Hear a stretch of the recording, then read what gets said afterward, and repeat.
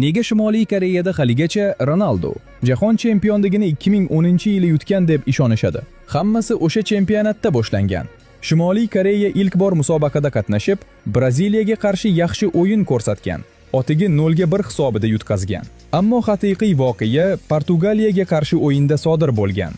Shimoliy Koreya hukumati bu o'yinni jonli efirda ko'rsatishga qaror qildi va barcha fuqarolarni tomosha qilishga majbur etdi.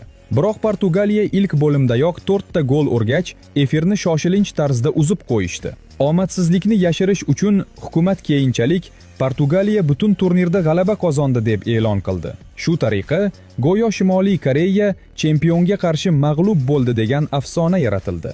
Hatto hozirgacha ko'plab Shimoliy Koreyaliklar Ronaldo jahon chempionati medaliga ega deb ishonishadi. Chempionga qarshi mag'lub bo'ldi degan afsona yaratildi. Hatto hozirgacha ko'plab Shimoliy Koreyaliklar Ronaldo jahon chempionati medaliga ega deb ishonishadi.